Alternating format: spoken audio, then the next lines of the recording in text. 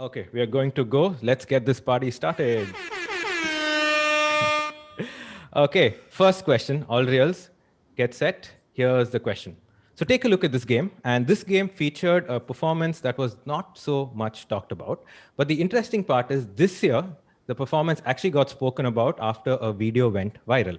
So whose performance? Tell us a bit about what happened in the game as well, but whose performance is this? Someone says Jason Roy, not quite Jason Roy. This is not UV's half century. It's not Rishabh Pant. Rishabh Pant, as you can see, was player of the match, but we're talking about something else that wasn't talked about on that day as much. A lot of interesting answers, including, Yuvraj Singh, Berendorf, etc. The correct answer, of course, was yes, this is Rahul Tewatia, who actually took 4 catches that day. No one spoke about it. He wasn't as well known back then. But the video went viral recently when, he tried to sort of get an acknowledgement from Ricky Ponting. So Ricky Ponting has this thing where he sort of looks at people in the dressing room who weren't the main contributors, but his name wasn't mentioned. In fact, let's take a quick look at that video itself. You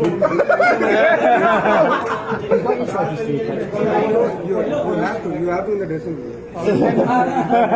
Why he took 4 catches and wants a pat on the back?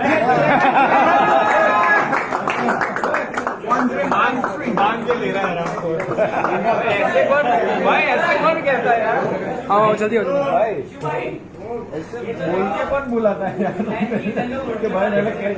अपने हक के लिए लड़ाई करनी पड़ती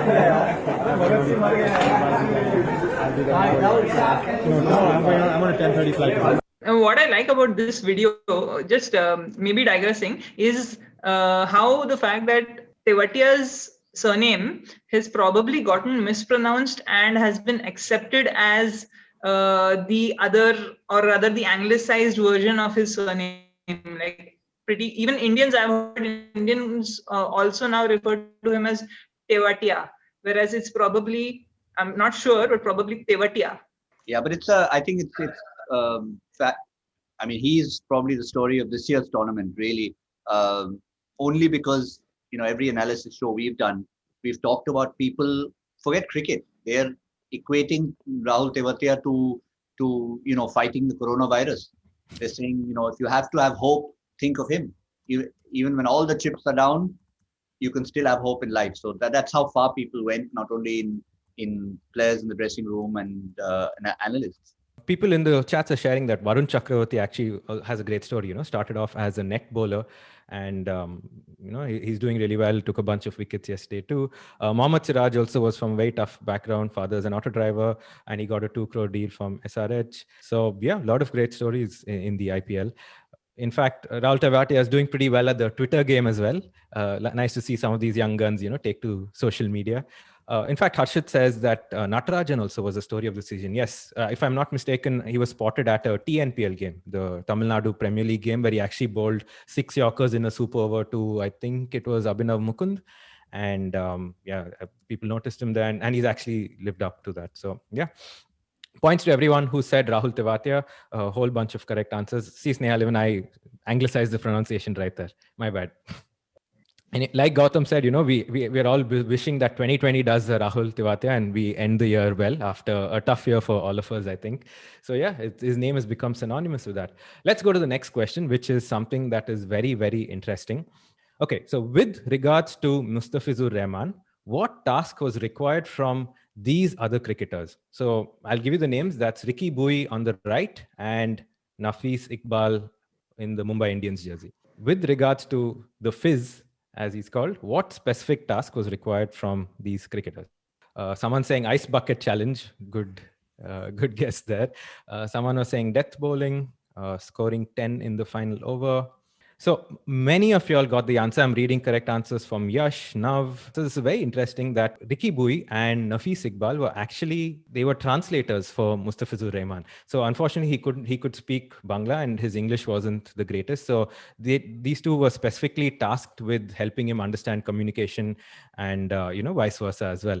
We thought it was a very interesting story. Gautam, you're from Calcutta. I think you have interacted with the Fizz before, right?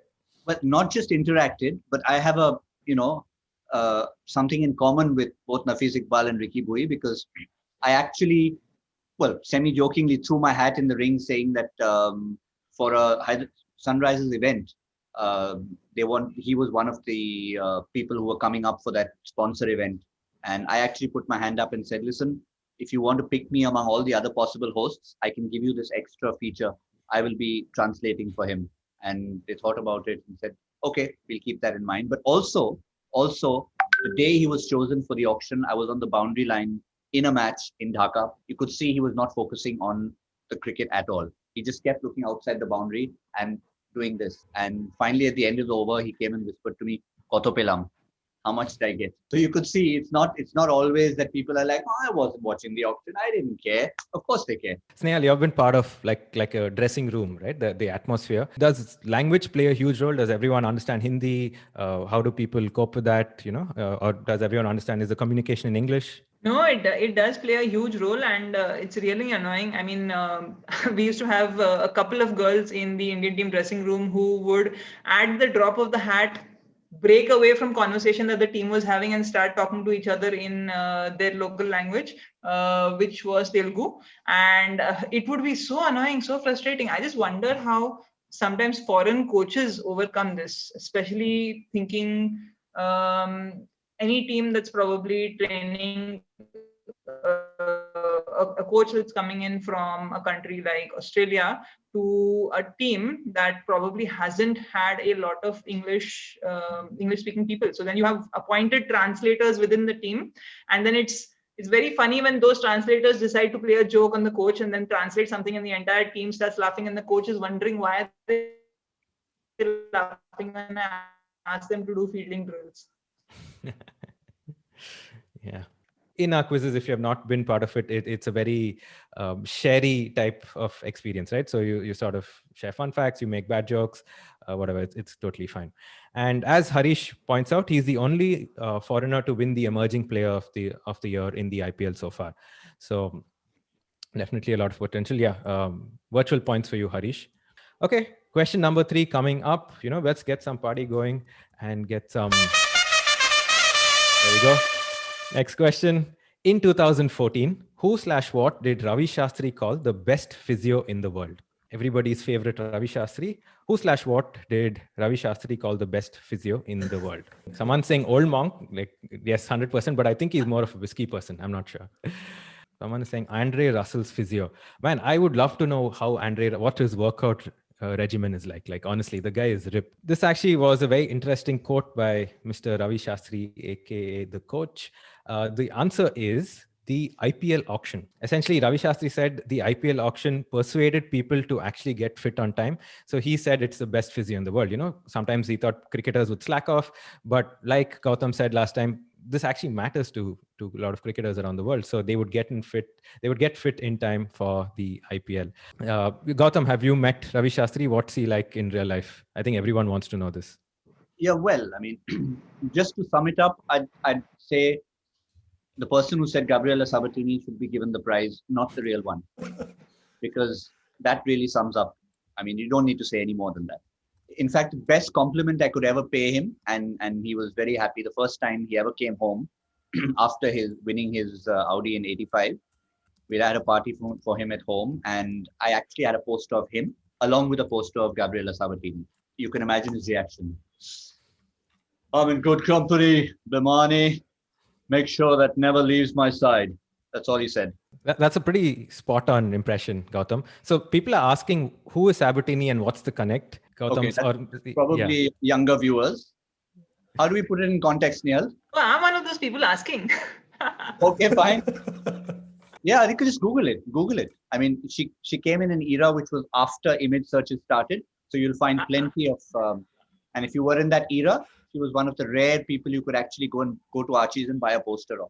Not Steffi. Yep, Steffi was the better player. Sabatini was the better looker. Simple as that. There was a rumor, at least, that there was some sort of liaison between Ravi Shastri and Sabatini, and hence the jokes. Oh, he wishes. People have neither confirmed nor denied it, which I think is. Ask him; he'll say yes. In fact, Ravi Shastri has his own company now, if I'm not mistaken. It's called 23 Yards. Because he goes the extra yard. Wasim Jafar, who again, a lot of people are surprising me with their Twitter game this IPL is actually one of the best tweets of the IPL so far, where he says, RCB versus Kings 11, and he's put that image of Ravi Shastri there. Pretty funny. It's a personal memory that I have of my first ever IPL game, which I attended in Delhi. So it was in 2010. Delhi Daredevils at that time were playing RCB, and at the now Arun Jaitley Stadium, and there it is rare for a Delhi crowd to be cheering for an Englishman, and the rarest of the rarest Englishman they were cheering for that day was Paul Collingwood. Paul Collingwood apparently scored a 79 or something not out, and the entire stadium over there, the entire Kotla was going Collie. And that is, for somebody like Paul Collingwood, a very underrated cricketer from England. That was something that shocked me very much, because I liked Collingwood. He was one of the best fielders of his time, but the whole of Kotla screaming out for Collingwood, it was quite something that I never expected. Gautam, Snehal, have you seen instances like this? Like, I know the IPL has made stars out of international stars. Like, Bangalore used to go crazy for Ross Taylor, and now for AB de Villiers. So any stories you would like to share about that? I'm thinking about probably the last year's women's IPL. Was it last year? Yeah, last year's women's IPL Challenge final, where they were letting, or they were not able to let crowd into the Savai Mansingh Stadium at Jaipur. 15,000 people already inside, and they had a limit for that. And those players were then chanting for the overseas stars who were playing in that game. So there was Danny Wyatt, who was a huge favorite amongst Indian fans. And at the end, Leah who dislocated her shoulder while celebrating. For them, those stars then afterwards were talking about what an unreal experience it is, which you would probably only experience at a World Cup final level, to have so many people cheering you on, chanting your name. So yeah, the IPL does give you those kind of experiences. So if anyone in the first 5 seconds can find me a fun answer, then you can throw in a prize for them. So based on what you said about Ravi Shastri's company, if it's called 23 Yards, what would Joss Butler's company be called? There you go. Someone's already said it. 21 yards. 21, 20, 19, whatever it is. I think it's more than 1 yard. So yeah, 21 yards was a good one. So I think he deserves the prize for that.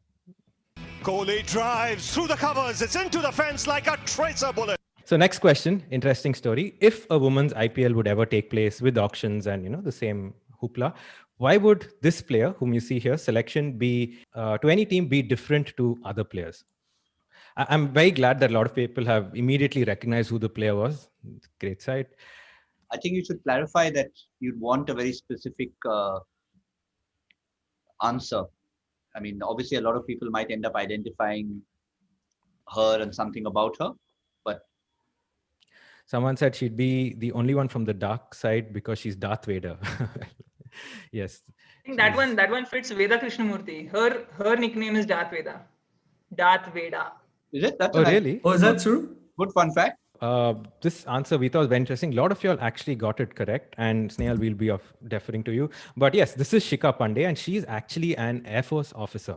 So her selection, since the IPL is a private league, will need to be reviewed by the Armed Forces Sports Board. There are very strict rules if you're in a government sort of job, or if you're part of the Air Force or the Navy, etc. Snehal, have you played with Shikha Pandey?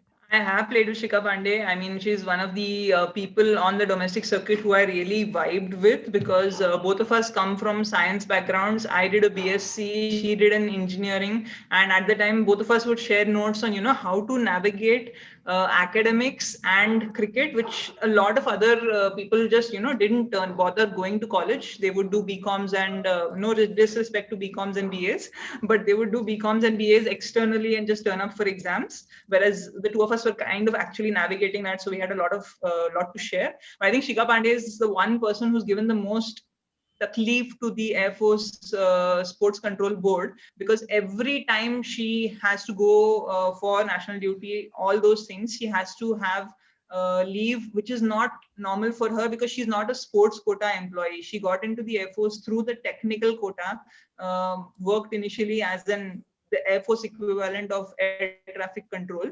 So, and because the services don't have any other women's teams, so services have a lot of men's teams, but services don't have any women's teams because obviously they have never had a lot of women employees.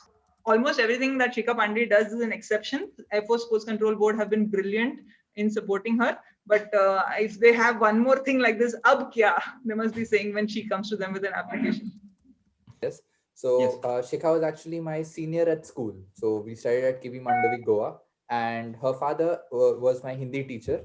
So it's always been fun. Whenever we spot that, hey, India's going to play a match, first thing you do is go and check, okay, is Shikha Pandey in the lineup? Then, obviously a call goes to sir or a WhatsApp message that, hey, sir, even we are watching the match. And yeah, it's been fun. Prasob actually shares that Yashpal Singh was selected for KKR and he was the first from services to be selected for an IPL team. That is absolutely correct. In fact, we had asked a question based on this in our cricket quiz earlier. I see, at least on Twitter, a lot of the women cricketers seem to have, like, even the international ones, they seem to know everyone else really well. Like, there's a tweet by the Indian Air Force and Alexander Hartley actually said, which one are you driving, Shikha? So they seem to be very friendly with each other as well. Absolutely. Because I think in men's cricket, international rivalries really got very deep and very strong and, over a number of years. And then this icebreaker of the IPL and T20 leagues happened and that cross-pollination happened. In women's cricket, those international rivalries haven't been so mean and aggressive and all that. And the IPLs and the WBBLs have happened at a time where there's a lot of overlap now. First, it used to be only Australia, New Zealand, England talking to each other, and now South Africa, India, West Indies. I mean, there's a whole mix and a lot of friendships. In general, I think women's cricket seems to have a culture which allows this to become normal, whereas in men's, it's slightly more edgy. Very wholesome, as Falgun says. Gautam, any instances of players from different countries that you've been seeing that are very close? I think, we often, just recently, during the CPL, I was chatting with a lot of the West Indian players, and it was part of a series of interviews that we were doing ahead of the tournament. And the one refrain that they all had was, when we go to the IPL, here we tend to stick with each other a lot, but that's the one culture that has changed. Is if you ask any of them to name their best friend, it'll probably be someone from the Indian team, someone from some other culture, some other country. And they said that's the biggest thing it's done, because as Snehal mentioned earlier, you tended to sort of stick to each other even within a team. So the guys from the south or the north or the east or the west, it's always been a culture in India. I've never been part of a dressing room, but we've heard enough stories. So similarly, that's one biggest thing that it's done is you don't consider your best friend. So if Hetmaya comes into the team, he'll not be saying, okay, is my best friend Shafin Rutherford in the same team? No, he's not. He's in some other team. So I'm going to be best friends with somebody else, probably Devdutt Padikkal, and they'll hang out together. And that's what I think really makes a difference. And speaking of friends, Ramesh has a great fun fact. Travis Friend, former Zimbabwean cricketer, has been a pilot at Qatar Airways after his retirement. A very timely sort of fun fact, Ramesh. All right, Snehal, we have to ask you one question though. We're putting you on the spot a bit, but if there is an auction and there's a women's IPL, would you put your name up? I have written so much about how things that should be happening have not happened in so many different articles that if there is a women's IPL, the BCCI will probably keep me very far from it. Hope everybody is ready. Let's go. Okay, what unusual thing happened in these two games? One is from the 1983 World Cup and the other is from the 2011 IPL. So look carefully at the images that we have shared. The clues are sort of there. Okay, Tarpan says Jayawardene was in both matches and was in the crowd in 1983. Wow, I don't think that's true. Prasob says 4 wickets for 0 runs. Not quite. Let's see what the answer is. Few of y'all got it correct. The answer, as few of y'all have said, is both Mahela and Bob Willis won the man of the match for their captaincy. I don't know if this has happened in the IPL after this, but essentially Jayawardene just scored a 27 ball 25 in that game, nothing to write home about, but still won the man of the match for his captaincy. And similarly to Bob Willis, who didn't have a great bowling spell, but marshaled his team so well that he won the man of the match. Gautam, you were there at the 1983 World Cup. Yeah, I remember watching that game, and it was something so unique. It just became, apart from anything else, it became a favorite quiz question for years and years, because it is so rare. It just hasn't happened, because you think of, we have so many arguments these days, and I'd like to throw it open to to all of you there, starting with Snehal. The other day we had this argument when Shikhar Dhawan got 100, and most of the people will there, okay, fine, they lost the game, but he deserves man of the match. I've always believed that it has to be someone from the winning team who most influenced the result. And this still sticks with it. If you think the captain most influenced the result despite what he scored or didn't score, it should be that. There are some people who are like, no, best individual in the game, lose or win, should get the captaincy. Snehal, what do you reckon? I'm okay with giving man of the matches to offbeat performers. My usual yardstick for man of the match is the one who performed against the conditions. So if it's a batting friendly deck, I wouldn't give it to the guy who scored 100. I'll give it to the guy who took 2 wickets and gave away 20 runs in 4 overs. That's my usual yardstick. That's an interesting thought, actually. Very nice. In fact, fun facts about prizes for man of the match in the CPL, they I think take a leaf out of Coffee with Karan and give this hamper with snacks, which sort of defeats the purpose. They're like, here are some unhealthy snacks for you to eat after performing well. Now I don't know the reasoning behind it. Luke Wright got a blender for a man of the match. Have you guys seen any strange sort of gifts like this? Sponsor led, of course. What happens to the vehicles which are given to players who get man of the match? And then usually man of the match awards, if they're cash awards, are typically distributed amongst the team members, because you think that everyone is playing a part in the victory. But if you're given a vehicle, then that kind of complicates matters on those days. Yeah, it did start with Ravi Shastri. When he won it, a lot of people were like, what, are we going to get a tire each or what? People are sharing things like, I once saw a football match where the man of the match got a data package. This is an interesting one. So according to a person in question, he did not do something with any ill intention, but as a tribute to the man that you see in this picture. And look very carefully to this picture. Look at this image carefully and give us something specific, not just a name, but something specific. So we need a name and something else that happened, which was allegedly a dedication to or a tribute to the man that you see here.